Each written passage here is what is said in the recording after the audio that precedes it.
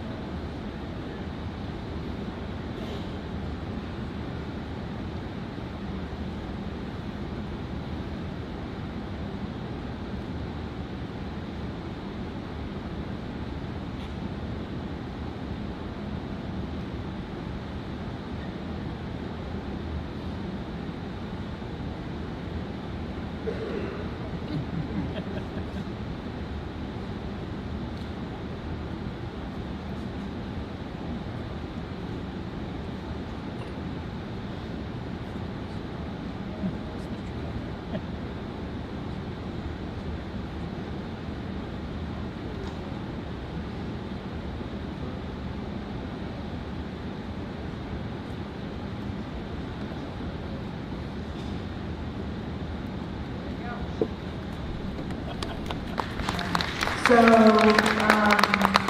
really didn't happen that fast. Kind of wish it would, but I don't know if you can tell, but there's a lot of excavation that has to happen to put the foundations in. So you have these big piles of dirt everywhere. And then the crane guy's going to come and say, well, we're going to have to move the crane here in order to reach it. So the site guy gets his equipment out and starts moving his pile over here. And then it's in the way of the electrician. So it gets pretty interesting sometimes. They try not to do that, but at the same time, it's kind of one of those things.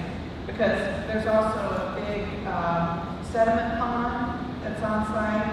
We're going to be filling that in the next week or two, but that had to be excavated. You don't want to take the dirt off site because you need it to fill the hole. So it just gets kind of funny. We call it Mickey's Mountain. He was the site guy that kept moving it. Every once in a while, he'd just shake his head, I gotta move it again, you know, that kind of thing. The other thing, I don't know if you guys noticed, but the crane was really one of the biggest ones we've had on any of our sites so far. In order to reach that spike and reach the top half, we had to have a very large crane. I think it's like 300-ton crane. The crane actually came in all these Connex boxes. It took them, I think there were like 25 containers, and it took them 3 or 4 days just to put the crane together. So, you know, a lot goes into it, and, you know, we're thrilled to do it, but it's just a totally different type of construction that you would have anywhere else. But the result is worth it. So, you guys have any more questions about the construction or the ride or anything? Yes, sir.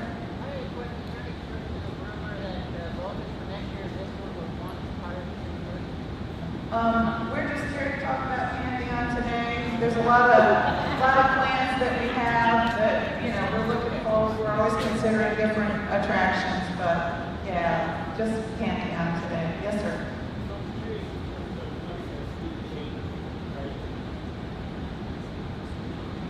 Is it on? Okay. So obviously the speed changed right from the first announcement to the next one. What had to change with the ride in order to get that additional like half mile per hour? They really just were analyzing the dynamics of it. I think, you know, Intamin was kind of looking at things. They have preliminary information, and then it gets fine-tuned towards the end. The amount of drawings that are on this ride are amazing, and we're constantly getting revisions. So you have to, it's really a job in itself just to kind of keep up with all the drawings and everything. But at some point, you know, he changed it, and then we're like, wow, we're the fastest in the world. So it's really kind of a neat thing. And even though there's just 2 launch locations, the fact that there's 4 launches, you know, the first one and then the second one where you're going forwards, backwards, and then forwards again. Each launch propels you a little bit faster. I think the last one is 67 miles per hour until you get up over the top hat and then come down again.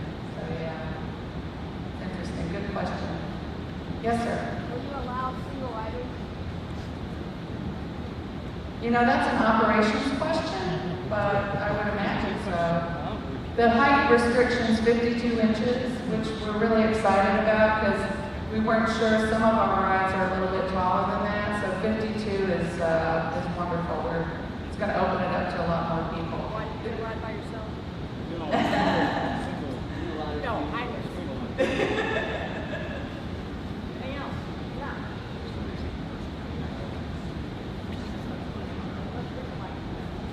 What was one of your personal favorite elements? I think I'm going to like the spire.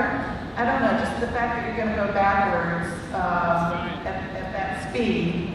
And then, you know, when you're going to go up there, obviously it's going to be a second or two before you start going down again. I just think that's going to be awesome. How about you? Oh, well, you have to tell me because I'll be watching from the ground. I don't know. The top hat with the 95 degrees is pretty awesome, especially when you're out there looking at it. But what intrigues me is that high bank, the outer bank turn going over the river, and you're going sideways. That might get my attention too. And you know, the cars have a lap bar, so that gives me no reason to ride. But I'm going to try it once. I promise I'm going to try it once because it's beautiful. It's a stunning coaster. Can't wait to do it. So. Oh, sorry. When you're putting a ride like this together, does the park come up with the design, or do you approach manufacturers and say, "This is our site, give us something"? Do we design with the manufacturer? There are our ideas as well. It's really a collaborative effort. We are looking at what our inventory of rides is, what type of rides we have, what type of rides we don't have that we want to add, and then we try to match it with a site. Okay, so there's a lot of consideration along the way. When we do finally decide on the type of ride and the site, then we have to get a site survey done to actually record our topography. And then we pick the ride elements, how they're going to fit on the site, and try to combine it into a ride that's going to be exciting for us and, you know, successful and something that our guests are going to like as well. I think this one really meets all the criteria. It's just going to be so much fun. It's got one element right after the other. So you're just going to be wondering what's next, you know, as you ride it. So I think we've really hit a home run with this. Hopefully you all agree as well. Yeah. What type of G-forces do you expect to see in different elements of this coaster? I really don't know. And yeah, so sorry. Yes, sir. All the way back. Thank you. What was the hardest part of the designing process?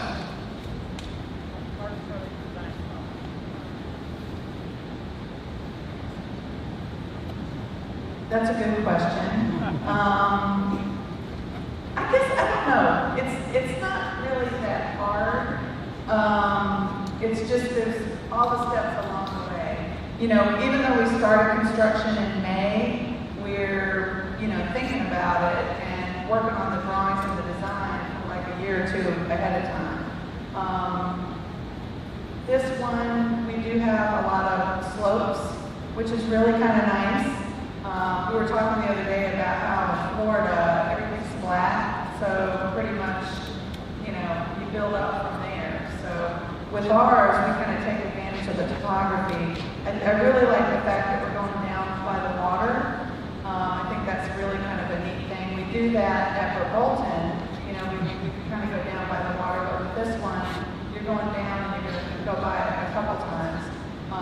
But because you're going down that far, you've got columns, in the pictures, they look really short. They're probably only maybe 10 or 12 feet tall, and in some cases smaller than that. So as you're riding the ride, you can almost feel like you can reach out and touch the ground. It gets that close before you go high again. So all that takes a lot of design effort there's a lot of consideration about the foundations. You have to worry about the soil bearing pressure. So there's a lot of testing done initially before you actually do the design. But it's just going through the steps and going through the stages. The switch track is kind of interesting. We don't have that anywhere else. This is the first one that we have. And the fact that we have the longest one in the world is kind of crazy to me. But that's all the ride manufacturers. So the nice thing is some of our engineers from corporate actually went over to Europe and saw it when it was being constructed and watched it move back and forth. So there's certainly a comfort level in how everything's going to be played and work together. Good question.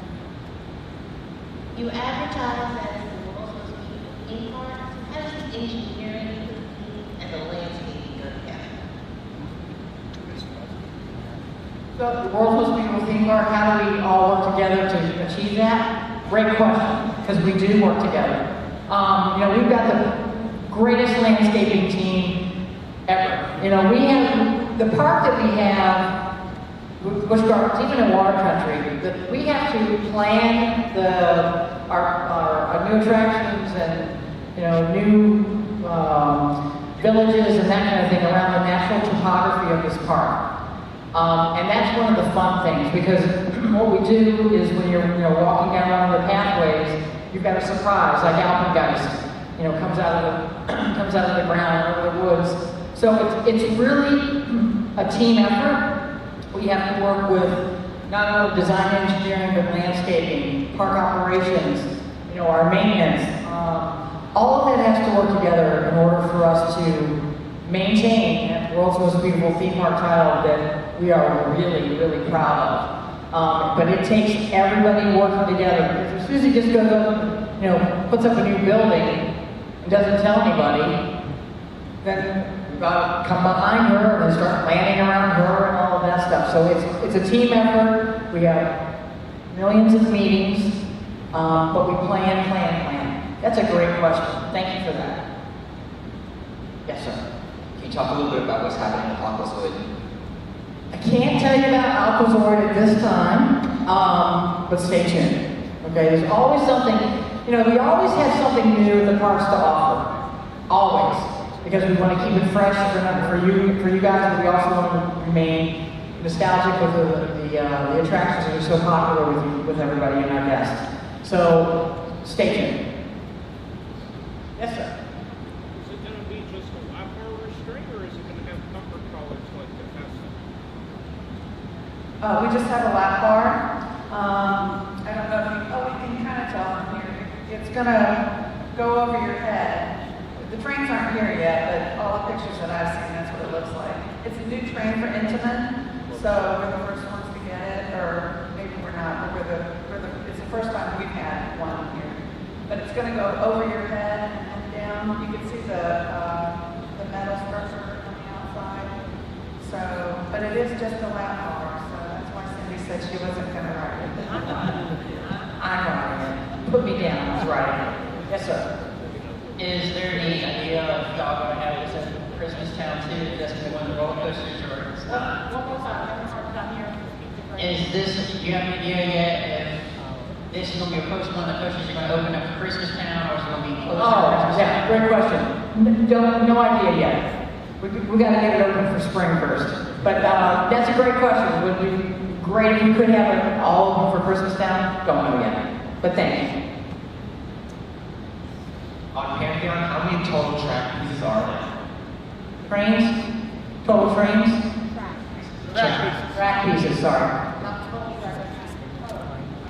I don't know how many pieces, but there's like 328 linear feet of track. It's a lot. And some of the pieces are longer than others.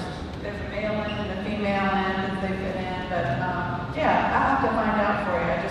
Nobody's ever asked that. So you mentioned theming. Is it unveiled yet, or will it be the five gods, and is the theming known? So, I don't know. I'm not sure what the theming of the station is going to look like. The five gods will be a part of that somehow. You maybe can speak a little bit more about the theming?